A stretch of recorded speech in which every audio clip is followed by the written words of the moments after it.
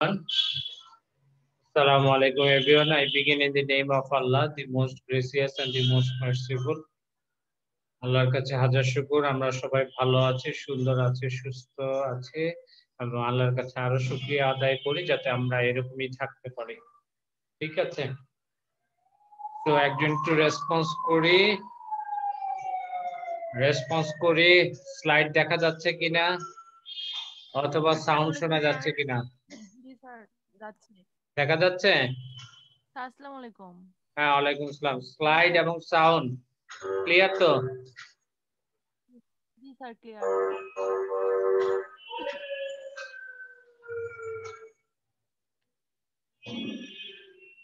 যাই হোক, তাহলে আমি আমার লেকচারে চলে যাই।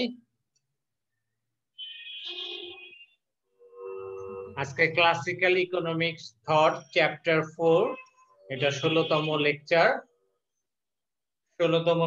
আজকে, এবং ক্লাসিক্যাল ইকোনমিক থটস এর যে ফ্যাক্টরটা আছে চ্যাপ্টার 4, এটা অনেক বড়।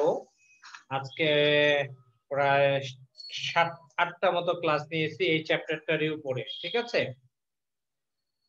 সো এই চ্যাপ্টার আজকে এখানে শেষ হয়ে যাবে এবং আমরা চ্যাপ্টার 5 নিয়ে শুরু করব আজকের ক্লাস থেকে। ঠিক আছে, ওকে ওকে ওকে হ্যাঁ, স্যার। তো chapter lecture 16 chapter 4 classical economic thought, book reference বলকেম 1991 economic theory in retrospect, Cambridge University Press, Nagashiti 1989 History of Economic Theory, North Holland, Eklund R.R. Hebert 1990 A History of Economic Theory, Method McGraw-Hill, Schamterje 1954 A History of Economic Analysis, Oxford University Press, Snowden, Brain, ETL, A Modern Guide to Macroeconomics, and Introduction to Completing Schools of Thought. ঠিক আছে, সবচেয়ে স্কামটারের বইটা দেখবো, আর আমরা যেহেতু Bangla medium so আমরা মনোরঞ্জন স্যারের বইটা দেখতে পারি।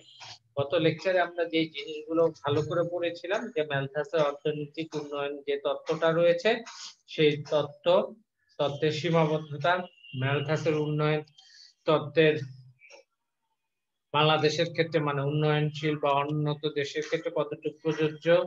ঠিক আছে, ম্যালথাস এবং রিকার্ডোর তত্ত্বের অবদান বা তুলনা। একজন আমাকে জিজ্ঞেস করেছিল যে স্যার চিত্রটা একটু বুঝিয়ে দেন ম্যালথাস এবং রিকার্ডো তত্ত্বের অবদানের মধ্যে তুলনা। ঠিক আছে, আমার নামটা খেয়াল নাই, কিন্তু আমি আজকে ওখান থেকে শুরু করব, শুধুমাত্র চিত্রটা বুঝিয়ে আমি আমার পরবর্তীতে চলে যাব। সো আমাদের আজকের কন্টেন্টের প্রথম টপিকস হবে comparison of the contribution of Malthus and Ricardo. ঠিক আছে, সেকেন্ড হচ্ছে Say's law of market with criticism, সেটির যে সেই বাজার বিধি, সেই বাজার বিধিটা সমালোচনা সহ আমরা জানবো। ইকোনমিক সিস্টেম কি, কতগুলো ইকোনমিক সিস্টেম আছে, এটা চ্যাপ্টার 5 এর অল্টারনেটিভ ইকোনমিক সিস্টেম, সেটা সম্বন্ধে জানবো। মার্কেট মেকানিজম কাকে বলে, এবং last not the least role of market mechanism in solving the basic economic problem in capitalistic economy. Capitalistic যে ইকোনমিটা আছে, পুঁজিবাদী অর্থনীতিতে মার্কেট মেকানিজম কিভাবে আমাদের যে মূল অর্থনৈতিক সমস্যা যেটা আছে সেটা সলভ করে। সো আজকের কন্টেন্ট গুলো মূলত এরকম, এগুলো একটু ভালো মতো করে খেয়াল করব। আসি topics classical economic thought. So comparison of the contribution of Malthus এবং রিকার্ডো, এখানে আমি যাব না। যদি কারো সমস্যা থেকে থাকে তাহলে আমি যাব। এখানে কোনো সমস্যা আছে জমির বৈশিষ্ট্যতে? কারো সমস্যা আছে কিনা? গত ক্লাসে এটা পড়িয়েছি। আচ্ছা, তাহলে আমি চিত্রে চলে যাই। হ্যাঁ, চিত্রে একটু খেয়াল করি। রিকার্ডো এবং ম্যালথাস অর্থনৈতিক প্রবৃদ্ধির পথ সম্পর্কে কিছুটা ভিন্ন মত প্রকাশ করেন। চিত্রের সাহায্যে বিষয়টি সংক্ষেপে আমরা ব্যাখ্যা করব। হ্যাঁ, একটু খেয়াল করি। চিত্রের লম্ব অক্ষে জমির পরিমাণ এবং ভূমি অক্ষে শ্রম এবং মূলধন দুইটাই পরিমাপকৃত। ঠিক আছে, চিত্রে y1, y2, y3 এবং y4 এগুলো হলো আমাদের 4টা সম উৎপাদন রেখা। যে রেখার প্রতিটি বিন্দুতে সমপরিমাণ উৎপাদন নির্দেশ করে তাকে সম উৎপাদন রেখা বলা হয়। ঠিক আছে, সম উৎপাদন, ইকুয়াল প্রোডাকশন। আইসো কস্ট, আইসো কোয়ান্ট কার্ভ, এটা হলো আইসো কোয়ান্ট কার্ভ। ঠিক আছে, তো জমির পরিমাণ সুনির্দিষ্ট, এই যে আর বার, জমি একটা নির্দিষ্ট পরিমাণে থাকে, তাই না? আমি চাইলেও কি জমির পরিমাণ বাড়াতে পারবো? কখনোই সম্ভব না। পৃথিবী পৃষ্ঠ, পৃথিবী পৃষ্ঠ আপার সারফেস এরিয়াটাকে বলা হয় জমি, যেখানে আমরা বা ভূমি, ল্যান্ড বলা হয়। এখন চাইলে কি কখনো এই ল্যান্ডটা বাড়ানো সম্ভব? 1,47,570 বর্গ কিলোমিটার হলো বাংলাদেশ, তারপরেও এর আয়তন ওই সমুদ্র সীমা নিয়ে বেড়েছে, আমি সেটার দিকে যাচ্ছি না। আমি এই যে আয়তন, আয়তন কি ইচ্ছা করলে বাড়ানো যাবে? বাংলাদেশে জমির পরিমাণ বা ভূমির পরিমাণটা সমান, সুনির্দিষ্ট, এর জন্য সেটা ভূমি অক্ষের সমান্তরাল আমরা ধরে নিই। এখন কি বলেছে একটু খেয়াল করি, প্রত্যেকের খরগোশের মতো কানটা খাড়া করে রাখি, একটু খেয়াল করি যে পরিবর্তনশীল উপকরণ, শ্রম ও মূলধন, স্থির উপকরণ জমির উপর যত বেশি প্রয়োগ করা হবে ততই যে অনুপাত, কিসের অনুপাত? জমি এবং শ্রম ও মূলধনের অনুপাত কমবে। মানেটা কি? জমিটা নির্দিষ্ট, আমি যতই শ্রম দিই, যতই মূলধন দিই, তার মানে জমির সাথে এই শ্রম এবং মূলধনের যে অনুপাতটা আছে, সেই অনুপাতটা সবসময় কমে যাবে। আমি যদি অনুপাত বাড়াতে চাই, তাহলে জমির পরিমাণ বাড়াতে হবে, যেটা বাস্তবে অসম্ভব। একটা গাণিতিক ব্যাখ্যা দিই, একটু খেয়াল করি। যেমন জমি 10, মূলধন শ্রমের অনুপাত 2, তাহলে কত আসলো? 10/2 সমান সমান 5। জমি 10-এ স্থির, আমি 4 নিলাম, 4 নেওয়ার সাথে সাথে কি হবে? 4 দুগুণে 8, 2 পয়েন্ট সামথিং আসবে। প্রথমে আসলো 5, পরে আসলো 2 পয়েন্ট সামথিং। তার মানে কি অনুপাতটা কমছে না? ব্যাপারটা বুঝছি? অনুপাতটা তো কমছে, স্যার। ঠিক আছে? ঠিক এইভাবে এই অবস্থায় উৎপাদন সম্প্রসারণ পথ, উৎপাদন সম্প্রসারণ যে পথ ও জি ও এইচ জিটি নির্দেশ করে। দেখেন, ও এইচ জিটি নির্দেশ করে। ঠিক আছে, জমির এবং মূলধনের অনুপাতটা, জমির এবং মূলধন শ্রমের অনুপাতটা কমতে কমতে কমতে কমতে এক পর্যায়ে টিতে আসছে। এখন দেখেন যেটা বলতেছে, রিকার্ডোর তত্ত্ব অনুযায়ী টি বিন্দুতে উৎপাদন ওয়াই এর প্রবৃদ্ধি থেমে যাবে। কোন বিন্দুতে? এই টি বিন্দুতে উৎপাদন প্রবৃদ্ধি থেমে যাবে। কেন থেমে যাবে? দেখেন, কারণ এক্ষেত্রে জমির খাজনা সর্বোচ্চ, অথচ মুনাফা শূন্য হবে। মানে কি, আমি যতটুকু উৎপাদন করি তার সবটাই খাজনা আমাদের দিয়ে দেয়া হচ্ছে। আর খাজনা দিলে কি, খাজনা হচ্ছে জমি ব্যবহার বাবদ জমির মালিককে যে পরিমাণ টাকা দিতে হয় তাকে খাজনা বলে। এখন আমার উৎপাদন হচ্ছে 10,000 টাকা, আমার টোটালটাই দিয়ে দিতে হচ্ছে জমির মালিককে, তাহলে সেক্ষেত্রে আমার উৎপাদন করে লাভ হবে? মুনাফা শূন্য। তো পক্ষান্তরে ম্যালথাস এর চিত্র অনুযায়ী উৎপাদন সম্প্রসারণ পাথ হবে O H E F. Malthus যেটা বলছে ও এইচ ই এফ, এটা ম্যালথাস বলছে, আর রিকার্ডো বলছে ও এইচ জি টি।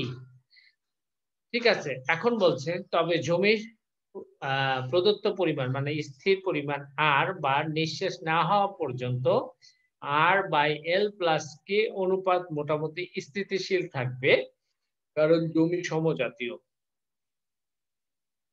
এরপর প্রবৃদ্ধি শুধুমাত্র এল ও কে বাড়ালেই চলতে পারে, কিন্তু টি বিন্দুতে পৌঁছানোর পর এদের প্রান্তিক উৎপাদন শূন্য, প্রবৃদ্ধি থেমে যাবে।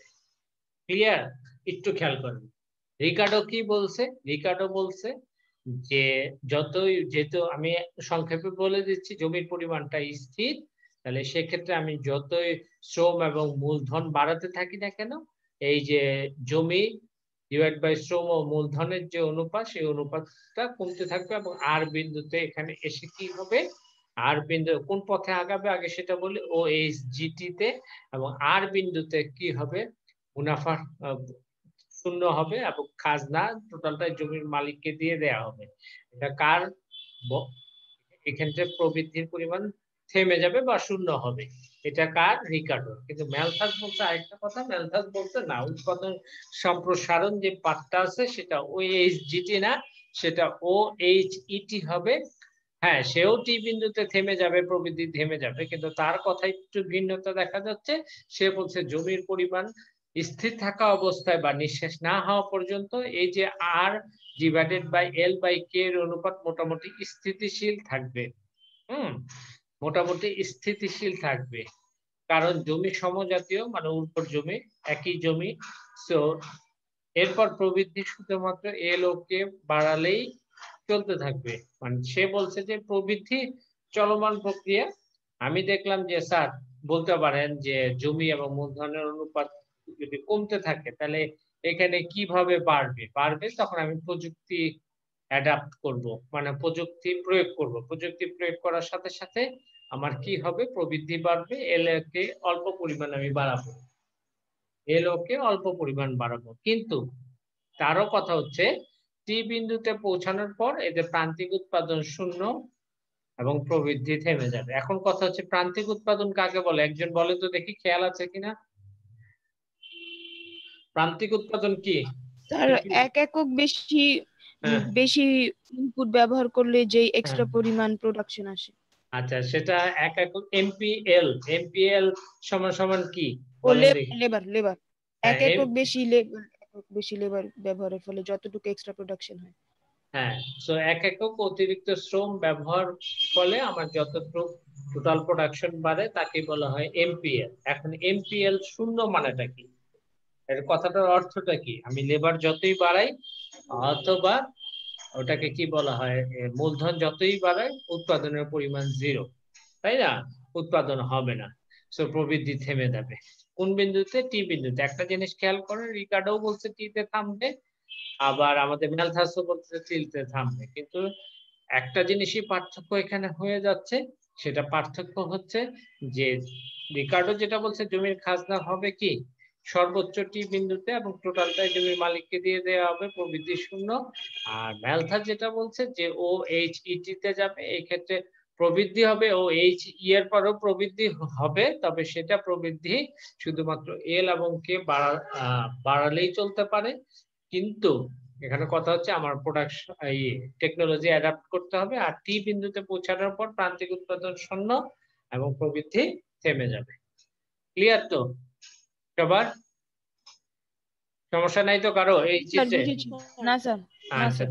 তাহলে ঠিক আছে। আমি আজকে আমাদের এগুলোও পড়িয়েছি ওই দিন, এগুলোও পড়িয়েছি। হ্যাঁ, আচ্ছা, আমরা আমরা আমাদের ইসে চলে যাই, সেইস ল অফ মার্কেট। আপনার আমি তো জানি এগুলা ম্যাক্রোতে পড়ানো হয়েছে, আপনারা থার্ড ইয়ারও পড়ছেন, তারপরে এখানে দেখি রিভিউ করা লাগতেছে। যাই হোক, Say's law of market, JB Say 19বিংশ শতাব্দীর প্রথম দিকে ফরাসি অর্থনীতিবিদ যে জিন ব্যাপটিস্টিক সে বা জিন ব্যাপটিস্টে অ্যাডাম স্মিথের যত পথ অনুসরণ করে সামগ্রিক চাহিদা ও অভেদ সম্পর্কে যে মতামত প্রকাশ করে তা পরবর্তীকালে সে বাজার বিধি নামে পরিচিত লাভ করে। সে যেটা বলতে চেয়েছে যে supply creates its own demand, মানে যোগানই তার চাহিদা সৃষ্টি করবে। এটা হলো তার চিন্তাধারা ছিল। প্রতিটি ক্ষেত্রে দ্রব্যের যোগান এর সমপরিমাণ চাহিদা সৃষ্টি করে, অর্থাৎ অর্থনীতিতে অতিরিক্ত যোগানের কোনো প্রশ্ন ওঠে না। তার মতে দীর্ঘমেয়াদে কোনো অর্থনীতিতে অবিকৃত দ্রব্য সামগ্রী থাকার কথা নয়। তো সের মতে অর্থনীতিতে কার্যকর চাহিদার কোনো ঘাটতি থাকবে না, কারণ মুক্ত বিনিময় অর্থনীতিতে উৎপাদন কার্যক্রম বিভিন্ন উপকরণের অর্জিত আয় চাহিদার মূল উৎস। সো সামগ্রিক চাহিদা ও যোগান সম্পর্কে সের যে ধারণা বনাম বিশ্রাম সম্পর্কিত সিদ্ধান্ত হতে উদ্ভূত হয়েছে বলা যায়। কেননা অর্থনৈতিক কাজের মধ্যে অতৃপ্তি থাকে, ফলে কোনো লোক চলতি বিনিময় হারে যে দ্রব্য তার দরকার তা পাওয়ার জন্য পণ্য বা দ্রব্য বেশি তৈরি করবে না। অন্য কথায় বলা যায় যে কোনো লোক ভোগের উদ্দেশ্য ছাড়া দ্রব্য সেবা উৎপাদন করে না। এই অর্থে দীর্ঘমেয়াদে সামগ্রিক চাহিদা ও যোগান সমান হয়। একটু খেয়াল করি ব্যাপারটা কি? ব্যাপারটা দুইটা দিককে ফোকাস করছে, একটা হচ্ছে স্বল্প মেয়াদ, একটা হচ্ছে দীর্ঘমেয়াদ। আর একটা হচ্ছে সেইস যেটা বলেছে তার মূল তত্ত্ব। সে যে যে কথাটা বলেছে এটা হচ্ছে supply creates its own demand, মানে যোগানই তার চাহিদা সৃষ্টি করবে। এখন কথা হচ্ছে যোগান যদি তার চাহিদা সৃষ্টি করে, তাহলে সেই ক্ষেত্রে আমাদের কি করতে হবে? সেই ক্ষেত্রে আমাদের কি করতে হবে? যোগান যদি তার চাহিদা সৃষ্টি করে, সেই ক্ষেত্রে সেটা শর্ট রানে কখনো সম্ভব না, লং রানে সম্ভব। সেক্ষেত্রে সামগ্রিক চাহিদা এবং সামগ্রিক যোগান সবসময় সমান থাকতে হবে, এবং সামগ্রিক চাহিদা এবং সামগ্রিক যোগান, যেটাকে কার্যকর চাহিদা বলছি, এটা সবসময় শর্ট রানে সম্ভব না, সেটা সমান হওয়া কিন্তু লং রানে সম্ভব। এখন বলেন শর্ট রান কাকে বলে? স্বল্পকাল। দেখি কার কি মনে আছে। স্যার যে সময়ের মধ্যে মাত্র হ্যাঁ। একটা ইনপুট চেঞ্জ করা যায়, মানে সব ধরনের উপাদান চেঞ্জ করা যায় না, আচ্ছা, সেই টাইমটা একটাই ইনপুট বলতে কি বুঝাচ্ছেন আপনি? বলেন দেখি। লেবার। লেবার। হ্যাঁ, আচ্ছা, যদি ক্যাপিটাল চেঞ্জ করেন তাহলে? তাহলে তো স্যার এটা, হ্যাঁ ওটাও করা যেতে পারে। কেন ওইটাকে করা যাবে? লেবারটাকে তখন লেবার স্থির থাকবে, তখন হ্যাঁ, ক্যাপিটাল চেঞ্জ হবে। আচ্ছা, এখন আসেন শর্ট রান আপনি যেটা বলতেছেন যে স্যার একটা স্থির থাকবে, একটা পরিবর্তনশীল হবে, তাই না? একটা জি হচ্ছে স্যার। লেবার, একটা হচ্ছে ক্যাপিটাল। এখন লেবার কি ফিক্সড ফ্যাক্টর না ভেরিয়েবল ফ্যাক্টর? স্যার ব্যাপারটা এটা তো বুঝিন। ভ্যারিয়েবল। হ্যাঁ, লেবার ভেরিয়েবল ফ্যাক্টর। কেন? কেন ভেরিয়েবল? কেন পরিবর্তনশীল? লেবার ফিক্সড কেন না? স্যার এটা তো বলতে পারবো না। আচ্ছা, একটু খেয়াল করেন, লেবার এই জন্য ফিক্সড না, আপনার অর্ডার আছে। হ্যাঁ, আপনি অর্ডার আছে, আপনি একটা গার্মেন্টস এর মালিক, আপনি অর্ডার আছে, অর্ডারটা এক্সিকিউট করার জন্য আপনি কিছু আপনার অ্যাডমিনিস্ট্রেটর নিয়োগ দিলেন, কিছু লেবার নিয়োগ দিলেন, তাই না? এখন কথা হচ্ছে জি স্যার। অর্ডার নাই, আমি কি আমার লেবার বসে বসে বেতন দিব? এটা কেউ দিবে? দিবে কিনা সেটা বল। না স্যার। না কখনো না দিবে না। না। তাহলে সেই ক্ষেত্রে সে লেবারদেরকে ছাঁটাই করে দিবে, যেটা প্রায় দেখা যায়, প্রায় দেখা যায় উন্নত দেশগুলোতে। সো সেই ক্ষেত্রে লেবারটা হচ্ছে আমার ভেরিয়েবল ফ্যাক্টর, মানে পরিবর্তনশীল চলক। আচ্ছা, এখন আসেন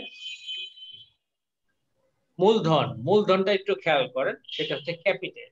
ক্যাপিটালটা ফিক্সড ফ্যাক্টর না ভেরিয়েবল ফ্যাক্টর? আগে এটা মাথায় নিতে হবে, ক্যাপিটালটা ফিক্সড না ভেরিয়েবল, বলেন দেখি।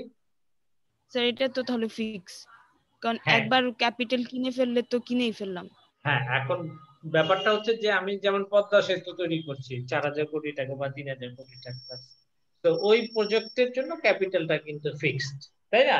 হ্যাঁ, আমি প্রজেক্টটা বাড়াতে পারি, মানে আমার একটা গার্মেন্টস আছে, পাশাপাশি আমি আরেকটা ইউনিট প্রোডাকশন বাড়াবো, জমি কিনবো, আরেকটা প্রোডাকশনে যাব, মানে এক্সপ্যানশন করব। সো সেই ক্ষেত্রে ক্যাপিটাল ভেরিয়েবল। আমি ওটার কথা বলছি না, লং রানের কথা বলছি না, আমি শর্ট রানের কথা বলছি। শর্ট রানটা হচ্ছে, short run is a period of time when the fixed factor of production is remain fixed and the variable factor will keep changing. So short run বলতে হচ্ছে এমন একটা সময়কালকে বোঝায় যেখানে উৎপাদনের স্থির উপকরণ কি থাকবে?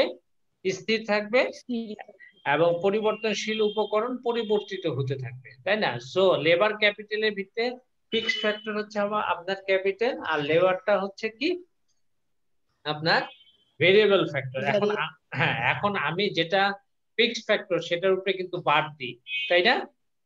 এখন জি আমরা স্যার। যেটা বললাম যে শর্ট রান বলতে বোঝাচ্ছে যে একটা স্থির থাকবে, একটা পরিবর্তনশীল থাকবে, তাই না? একটা পরিবর্তিত জি হতে স্যার। থাকবে, কিন্তু সংজ্ঞাটা কিন্তু এভাবে দিলে সেটা ঠিক হবে না। কেন ঠিক হবে না একটু বলি।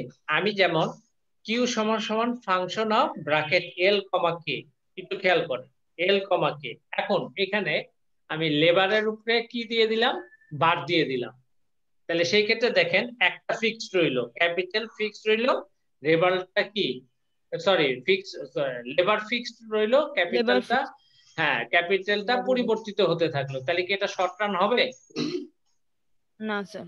তাহলে কি তাহলে আমাদের সংজ্ঞাটা কি হতে হবে? যে উৎপাদনের যেটা স্থির উপকরণ সেটা স্থির থাকবে, আর পরিবর্তনশীল উপকরণ কি হতে থাকবে? পরিবর্তিত হতে থাকবে। এখন লেবার ক্যাপিটালের স্থির উপকরণ কি? ক্যাপিটাল, তাই না? সো ক্যাপিটাল যেহেতু স্থির উপকরণ, ক্যাপিটাল যেহেতু স্থির উপকরণ, সো এটা স্থির থাকবে, সো এটার উপরে বার থাকবে, লেবার পরিবর্তিত হতে থাকবে। আর লং রানে কি হবে? কোনোটার উপরেই বাল থাকবে না, লেবারও স্যার। পরিবর্তনশীল, ক্যাপিটালও পরিবর্তনশীল, তাই না? তো এই জিনিসগুলো আপনারা এই যে fourth year macro micro concept গুলো তো আপনাদের ভিতরে স্যাররা নিতে হবে। হ্যাঁ, যে কোনো ভাইবা বোর্ডে পড়ে যাবেন, যাওয়ার সাথে সাথে এই টুকিটাকি জিনিসগুলো বাজায় দেখবে। এখন সেই ক্ষেত্রে যদি আমরা না পারি বা নিজের বেসিক 4 বছর যেটা পড়লাম, হ্যাঁ, সেটা একটু ভালোভাবে আমাদের কিন্তু ক্লিয়ার কাট সবারই কিন্তু জানা উচিত। হ্যাঁ, না জানলে কিন্তু সমস্যা হয়ে যাবে। আচ্ছা, যাই হোক, আমরা সেইস ল অফ মার্কেটে আসছি। তো সেই ক্ষেত্রে দীর্ঘমেয়াদ বলতে এমন একটা সময় কালকে বোঝানো হচ্ছে যেখানে factor of production both fixed factor and variable factor, মানে দুইটা স্থির উপকরণ পরিবর্তনশীল উপকরণ সবগুলোই পরিবর্তিত হতে থাকবে। কেন আমি দীর্ঘমেয়াদে আমি ছোট একটা কারখানা, হ্যাঁ, এক রুমের কারখানা দিয়ে ছোট একটা 5% বা 1% বা 2% জমিতে শুরু করছি। আমার ভালো করে প্রোডাকশন হচ্ছে, আমার মার্কেটে আমার দ্রব্যের চাহিদা বাড়ছে, সাথে সাথে আমি কি করব, পাশাপাশি একটা জমি কিনে না হলেও ভাড়া নিয়ে আমি আরেকটু ইনফ্রাস্ট্রাকচার ডেভেলপমেন্ট করে একটা বিল্ডিং করে আমি আরো প্রোডাকশনে যাচ্ছি।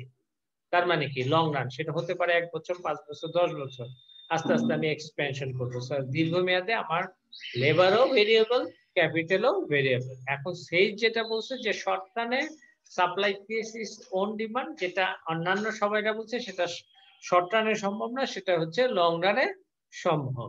এখন আসেন সেইজের বাজার বিধির ব্যাখ্যা একটু খেয়াল করেন। 19বিংশ শতাব্দীর প্রথম দিকে অর্থনীতিবিদ জেন ব্যাপটিস্টে অ্যাডাম স্মিথের মত অনুসরণ করে সামগ্রিক চাহিদা ও যোগানের অবধ সম্পর্কে যে মতামত প্রকাশ করেন তা পরবর্তীকালে সেইর বাজার বিধি নামে পরিচিত। সেইজের যে বিধি বলছে যে সাপ্লাই ক্রিয়েটস ওন ডিমান্ড, এই বক্তব্যের মধ্যে অন্তর্নিহিত থাকে। অনুমিত শর্ত গুলো হচ্ছে দ্রব্য অনুমিত শর্ত গুলো বলছে অর্থনৈতিক কর্মকাণ্ডে রাষ্ট্রীয় কোনো হস্তক্ষেপ নাই, দ্রব্য ও সেবার বাজার সম্প্রসারিত হতে পারে, দ্রব্য ও সেবার উৎপাদন বাড়লে এদের বিনিময়ে বাজার সম্প্রসারিত হয়, কোন গতিশীল অর্থনীতিতে নতুন ব্যবসা প্রতিষ্ঠানের প্রতিযোগীদের না দাবিয়ে উৎপাদিত পণ্য বিনিময়ের মাধ্যমে নিজেদের টিকে থাকার পথ করে দেয়। নাম্বার 4, মুক্ত অর্থনৈতিক ব্যবস্থা ক্রমবর্ধমান জনসংখ্যা এবং মূলধন নিয়োগের নিশ্চয়তা বিধান করে। সমস্ত সঞ্চয় স্বয়ংক্রিয়ভাবে বিনিয়োগে রূপান্তরিত হয়। সঞ্চয় ও বিনিয়োগের সমতা সুদের পরিবর্তনের মাধ্যমে প্রতিষ্ঠিত হয়। এখন এখানে বলছে সেই যে বিধিকে Stuart Mill, David Ricardo, Alfred Marshall প্রমুখ অর্থনীতিবিদ নিজস্ব দৃষ্টিকোণ থেকে ব্যাখ্যা করেছে যে স্থানটা বা সুম্পিটার যেটাই বলি না কেন, এর মতে অর্থনীতিবিদ এর বিধির বিভিন্ন ব্যাখ্যা প্রদান করা সম্ভব বলে মত প্রকাশ করেন। তো এই জন্য সে তার নিজের ভাষায় বলেছে, a product is no sooner created than it from the instant affords a market for other products to full extent of its own value। মানে সে বোঝাতে যাচ্ছে a product is no sooner created than it, একটা প্রোডাক্টকে সে তার অংশ থেকে বের করে আনা সম্ভব, from the instantly আনা সম্ভব, affords a market for the other products to the full extent of its own value। মানে সে তার নিজস্ব ভ্যালু দ্বারা সেটা মার্কেটে কি করবে, চাহিদার সৃষ্টি করবে। when the producer has put the finishing hand to this product, সে যদি একজন উৎপাদক তার ফিনিশিং হ্যান্ড মানে একটা ফার্নিশ প্রোডাক্টে পরিণত করে, he is most anxious to sell it immediately, সে চায় যে খুব তাড়াতাড়ি যাতে সেটা সেল হয়ে যায়, মানে অ্যাংশাসলি থাকে immediately, lest its value should vanish in his hand, যাতে না সেটার ভ্যালু তার হাতেই শেষ হয়ে যায়। nor is he less anxious to dispose of the money he may get for it, মানে সে ওই দ্রব্যটা থেকে কতটুকু টাকা পেতে থাকলো সেটার জন্য সে কি হতে থাকলো, অ্যাংশাস হতে থাকলো। for the value of money is also perishable, but the only way to getting rid of the money, আমরা ওখান থেকে একটাই উপায় আছে মানি টাকাটা পাওয়ার, is in the purchase of some product or other, মানে কেউ যদি সেই প্রোডাক্টটা কিনে, ঠিক আছে। thus the merry mere circumstances of the creation of one product that immediately opens a vent for the other product. যদি একটা প্রোডাক্ট কিনি আর একটা প্রোডাক্টের উন্মুক্তের যে পথ সেটা খোলা রাখে, তার মানেটা কি বলছে? সে উপরোক্ত বক্তব্যের আলোকে বলা যায় যে অর্থনীতিতে দ্রব্য ও সেবার অতিরিক্ত যোগান সৃষ্টি হতে না পারলেও কোনো বিশেষ বাজারে অতিরিক্ত যোগান বা চাহিদা থাকতে পারে, কিন্তু কোন বাজারে অতিরিক্ত যোগান বা চাহিদা অন্য বাজারের কম যোগান বা চাহিদা দ্বারা নিঃশেষ হবে। মানে একটা বাজারে যোগান বেশি আছে, অন্য যোগানের যোগানটা কম আছে, যে বাজারে যোগানটা কম আছে ওখান থেকে শিফট হয়ে ওই বাজারে চাহিদা যোগানের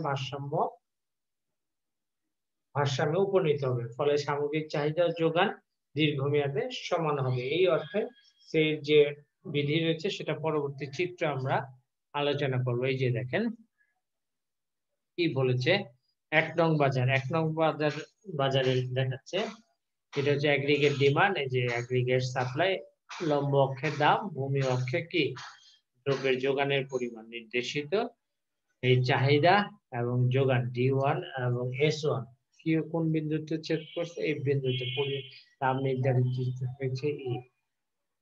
ঠিক একইভাবে দ্বিতীয় বাজারে কি দেখছি, চাহিদা D2, যোগানে S2, ভারসাম্য হচ্ছে C, এই CD পরিমাণ সেখানে কি থাকতেছে, CD পরিমাণটা এটা হচ্ছে চাহিদা, তার মানে এতটুকু হচ্ছে এক্সেস থাকতেছে, উদ্বৃত্ত থাকতেছে। আবার তৃতীয় বাজারে আমি দেখতেছি চাহিদা এবং যোগান I বিন্দুতে ছেদ করছে। সো এই যে I থেকে যে এতটুকু এখানে শর্টেজ আছে, এই বাজারে সারপ্লাস আছে, দ্বিতীয় বাজারে এই বাজারে কি আছে, শর্টেজ আছে। আর সামগ্রিক বাজার যেটা দীর্ঘকাল, এটা চাহিদা একদিকে ডিমান্ড এবং একদিকে সাপ্লাই কোন বিন্দুতে ছেদ করছে, এল বিন্দুতে। ঠিক আছে, এল বিন্দুতে ছেদ করার পর সে কি হচ্ছে, সে ভারসাম্য দাম এবং পরিমাণ নির্ধারিত হয়েছে। তো সেটাই বলেছে, দেখেন চিত্রের এডি ও এস রেখা মোট চাহিদা ও যোগান প্রকাশ করে S1, S2, S3, D1, D2, D3 যথাক্রমে 1, 2, 3 নং বাজারে চাহিদা ও যোগান প্রকাশ করে। সেই বাজার বিধি অনুযায়ী কোনো বিশেষ বাজারে অভারসাম্য থাকতে পারে, কিন্তু সামগ্রিক অর্থনীতিতে ভারসাম্য থাকে। চিত্র 1 অনুযায়ী বাজারে ভারসাম্য অবস্থায় অর্থাৎ চাহিদা এবং যোগান সমান সমান EF, যেটা ঠিক আছে। কিন্তু 2 ও 3 নম্বর বাজারে চলতি মূল্যে CD সমান সমান IJ হবে, মানে এই বাজারে এই যে সারপ্লাসটা আছে, এই বাজারে যে IJ শর্টেজটা আছে, এই সারপ্লাস এই শর্টেজকে কি করবে, মিট আপ করে লং রানে এরকম অ্যাগ্রিগেট ডিমান্ড, অ্যাগ্রিগেট সাপ্লাই এল পয়েন্টে ভারসাম্যে উপনীত হবে। সো এক্ষেত্রে আমাদের সামগ্রিক চাহিদা এডি সমান সমান KL সমান সমান কি লিখছে, EF plus GC plus HI, এই যে অ্যাগ্রিগেট ডিমান্ড, এই যে EF, এই যে GC, এই যে HI সমান সমান KL। সামগ্রিক যোগানটা কি হবে দেখেন, AS সমান সমান সামগ্রিক যোগান, AS সমান সমান এই যে KL, AS সমান সমান KL সমান সমান আমি কি বলতে পারি, ওই একই জিনিস EF GC HI, অর্থাৎ GD plus HI, GD and GC plus HI মিলেই হলো GD। তো GD প্লাস HI, এই GD প্লাস HI, তো আমাদের এখানে বলতেছে GC প্লাস HI। সো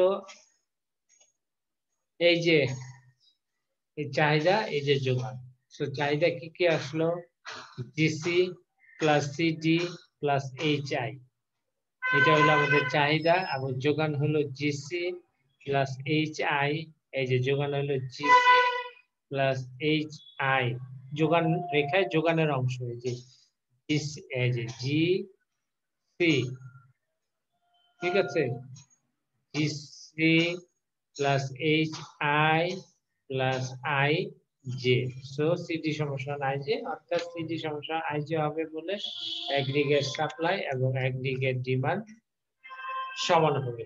তো সেই বাজার বিধি পর্যালোচনা করলে দেখা যায় যে সামগ্রিক চাহিদা ও যোগানের সমতা একটা বার্টার বা বিনিময় অর্থনীতির ক্ষেত্রে সবসময় প্রযোজ্য, কারণ সেক্ষেত্রে কোনো অতিরিক্ত যোগান থাকলে অন্য কোনো দ্রব্যের যোগান কম হবে, সুতরাং দ্রব্যের আপেক্ষিক মূল্য পরিবর্তন কিন্তু চাহিদা ও যোগানের মধ্যে পুনরায় ভারসাম্য স্থাপিত হবে এবং অর্থের থেকে এবং অর্থের উপস্থিত শ্রেয়ের বিধি শ্রেয়ের যে বিধি মূল বক্তব্য পরিবর্তন করে না, বিশেষত অর্থ যদি শুধু বিনিময়ের মাধ্যম হিসেবে ব্যবহৃত হয় উৎপাদনকারী উপকরণ নিয়ে করে, তখন তারা মজুরি, খাজনা, সুদ ইত্যাদি আকারে এদের জন্য আয় সৃষ্টি করে। এই সৃষ্ট আয় উৎপাদিত দ্রব্য ও সেবার জন্য চাহিদা সৃষ্টি করে। এভাবে অর্থ থাকা সত্ত্বেও দ্রব্য সেবা এদের নিজস্ব চাহিদা সৃষ্টি করতে পারে। এখন কারো কি এই চিত্রে সমস্যা আছে? সমস্যা থাকলে বলেন। না স্যার। বোঝা গেছে তো? এটা তো আগেও পড়ছি। এটা কোন ইয়ারে পড়ছি? থার্ড ইয়ারে না সেকেন্ড ইয়ারে? স্যার আমার যতটুকু মনে পড়ে ফার্স্ট ইয়ারে পড়ছিলাম। ফার্স্ট ইয়ারে পড়ছিলাম। আচ্ছা, যাই হোক, যাক, রিভিউ হচ্ছে। আচ্ছা, এখন আসেন ক্রিটিসিজম, মানে সেই যে বাজার বিধি রয়েছে সেই বাজার বিধির মধ্যে সীমাবদ্ধতা। তো জন্মলগ্ন থেকে যে বিধি বিভিন্ন সমালোচনার সম্মুখীন হয়েছে, জেএস মিল, মার্শাল, অপরাপর ক্লাসিক্যাল অর্থনীতিবিদ প্রত্যক্ষ ও পরোক্ষভাবে সেই বাজার বিধির প্রশংসা করা সত্ত্বেও কেইন্স ও তার অনুসারীরা এবং আধুনিক অর্থতত্ত্ববিদরা, বিশেষত জন প্যাটিংকিন্স এর বাজার বিধির কঠোর সমালোচনা করে। তারা সেই বাজার বিধি নাকচ করে দেন। ক্লাসিক্যাল অর্থনীতিবিদদের মতে টি আর থমাস এর বাজার বিধির বক্তব্যের সাথে একমত পোষণ করেন নাই। বৈজ্ঞানিক সমাজতন্ত্রের প্রবক্তা কার্ল মার্কস কেইন্স এর অনেক আগে সেই বাজার বিধি নাকচ করে দেন। প্রথমত 30 দশকে বিশ্বব্যাপী অর্থনৈতিক মন্দা 1930 সালের কথা বলছে, যখন ঘনীভূত হয় তখন সেই বাজার বিধির কার্যকারিতার উপর সর্বপ্রথম সন্দেহের সৃষ্টি হয়। 1936 সালে কেইন্সের যে general theory of employment, interest and money বইতে কেইন্স পর্যালোচনা করে দেখান যে অপূর্ণ নিয়োগ স্তরে সামগ্রিক চাহিদা সামগ্রিক যোগানের সমান নাও হতে পারে। পূর্ণ নিয়োগ স্তর না, পূর্ণ নিয়োগ স্তরে অ্যাগ্রিগেট ডিমান্ড অ্যাগ্রিগেট সাপ্লাই সমান হয়ে যায়, কিন্তু অপূর্ণ নিয়োগের স্তরে অ্যাগ্রিগেট ডিমান্ড অ্যাগ্রিগেট সাপ্লাই সমান হয় না। তাই এই অর্থে সেরিল যে বাজার বৃদ্ধি, এই বাজার বৃদ্ধি কাজ করে না। এরপরে কি আপনারা সবাই প্রেজেন্ট দিয়েছেন তো? না, নাম পূর্ণ নাম দিয়ে রাখছেন তো? ঠিক আছে। জি স্যার। আচ্ছা, দ্বিতীয়ত বলেছে সেরিল যে বাজার বিধি একটি পূর্ণাঙ্গ তত্ত্ব বিপক্ষে কাজ করে, একটি পূর্ণাঙ্গ অর্থতত্ত্বের বিপক্ষে কাজ করে। অর্থতত্ত্বের ভিত্তিতে দ্রব্যমূল্য নির্ধারণের বিষয়ে সেরিল বিধি বিবেচনা না করায় কার্যত পক্ষে এর প্রয়োগশীলতা কেবল বিনিময় অর্থনীতিতে সীমাবদ্ধ হবে। কি বলেছে দ্বিতীয়টা একটু খেয়াল করি। সেরিল যে বাজার বিধি এটা অর্থতত্ত্বের বিপক্ষে কাজ করে। অর্থতত্ত্বের ভিত্তিতে দ্রব্যমূল্য নির্ধারণের বিষয়ে সেই বাজার বৃদ্ধির কোনো বিবেচনা করেনি, মানে অর্থ কিভাবে দ্রব্যমূল্য নির্ধারণ করবে এই সম্পর্কে সেই যে বাজার বৃদ্ধিতে কোনো আলোচনা করা হয় না, যার ফলে এর প্রয়োগযোগ্যতা শুধুমাত্র বিনিময় অর্থনীতির ক্ষেত্রে প্রযোজ্য হয়ে পড়ে, অন্যান্য অর্থনীতির ক্ষেত্রে এর প্রয়োগযোগ্যতা সীমিত রূপ লাভ করে। ঠিক আছে।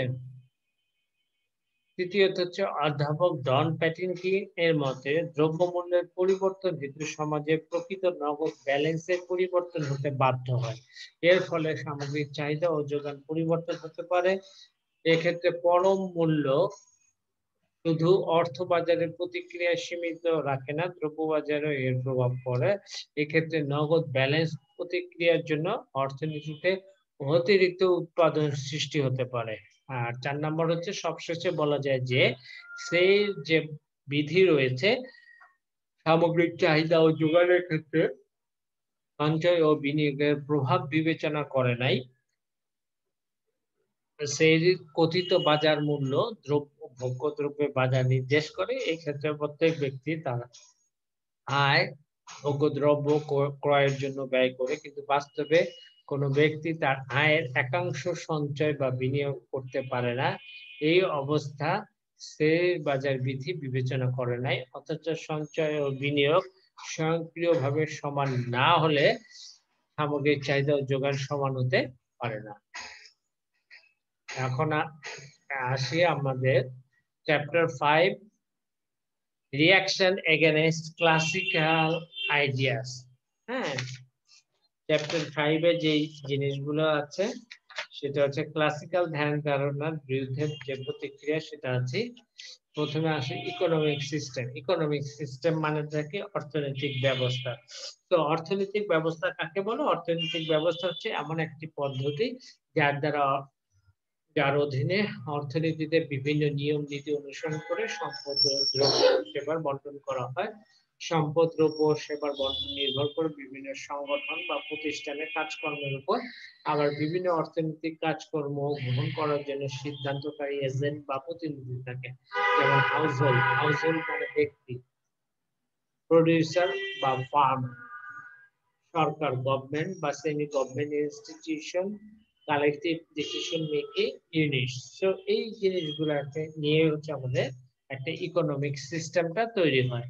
ঠিক আছে, এখন অল্টারনেটিভ ইকোনমিক সিস্টেম আমরা মূলত 4 ধরনের ইকোনমিক সিস্টেমটা দেখি। এখানে যদিও আমি 3 ধরনের ইকোনমিক সিস্টেমের কথা তুলেছি, সেটা হচ্ছে ক্যাপিটালিস্টিক ইকোনমি মানে পুঁজিবাদী অর্থনীতি।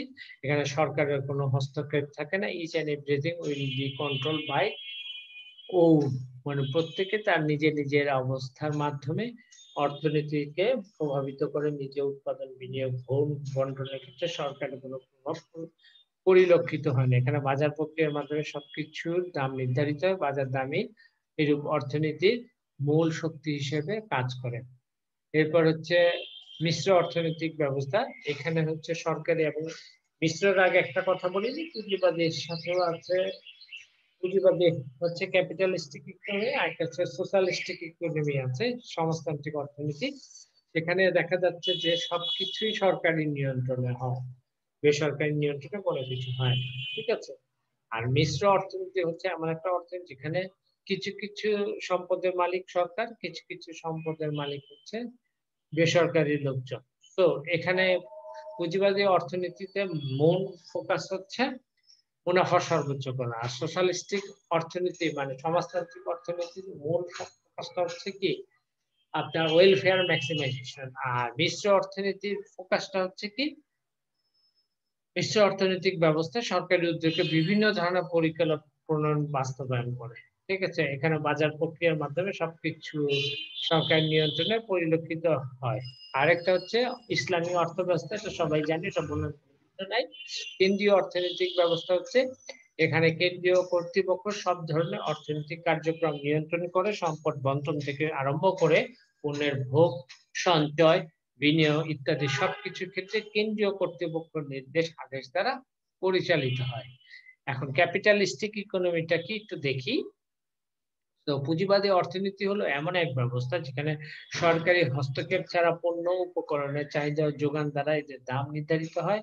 এর ভিত্তিতে পণ্য এবং উপকরণ ক্রয় বিক্রয় করা হয়। এক্ষেত্রে সরকারি হস্তক্ষেপ থাকলেও ন্যূনতম এবং পরোক্ষ ধরনের হয়। বাস্তবে বিশুদ্ধ পুঁজিবাদী অর্থনীতি নাই, কারণ বর্তমান যুগে পণ্যের উৎপাদন, বন্টন, বিক্রয় ক্ষেত্রে বাজার প্রক্রিয়ার উপর 100% কোনো সরকার নির্ভর করতে পারে না। এই জন্য পুঁজিবাদী অর্থনীতির ধারণা আপেক্ষিক অর্থেই ব্যবহার করা উচিত। এই অর্থে কোনো দেশ বেশিরভাগ অর্থনৈতিক কাজকর্মে সম্পদ বন্টন, উৎপাদন, ভোগের ক্ষেত্রে সরকারি হস্তক্ষেপ না থাকলে সে দেশে পুঁজিবাদী অর্থনীতি বিরাজমান বলা যায়। আজকে এই পর্যন্তই থাকবে, কারণ আর 1 মিনিট আছে। আপনাদের কারো কোনো জায়গায় নেক্সট দিন এখান থেকে শুরু করবো, ক্যারেক্টারিস্টিক অফ ক্যাপিটালিস্টিক ইকোনমি। ঠিক আছে, তো আপনাদের কারো যদি কোনো জায়গায় কোনো কোশ্চেন থেকে থাকে রিগার্ডিং টুডেস লেকচার, আপনারা বলতে পারেন। বা কোনো কিছু যদি মনে করেন না স্যার এটা একটু বুঝতে পারিনি, বা কোনো কনসেপ্ট যদি শেয়ার করার মতো থাকে যে স্যার ভুল হচ্ছে কিনা একটু চেক ব্যাক করেন, বলেন, আমি চেষ্টা করবো আপনাদেরকে বুঝাই দেওয়ার জন্য। কারো কোনো সমস্যা থাকলে বলতে পারেন রিগার্ডিং টুডেস লেকচার। স্যার আমার তো নেই, অন্য কারো থাকলে বলতে পারো। আচ্ছা দেখেন, অন্য কারো আছে? আর কারো আছে? না স্যার। সব বুঝছেন? স্যার বাসা পড়ালেখা করতেছেন তো প্রত্যেকে? মোটামুটি। আন্দাজে বই তো ধরেন না আপনারা, বই ধরা হয়? স্যার এখন একটু একটু ধরা হয়, ফার্স্ট ফার্স্টে কম ধরা হইতো, এখন একটু না, বইটা পড়েন কেন, যে কোনো সময় সিচুয়েশনটা একটু থেমে গেলে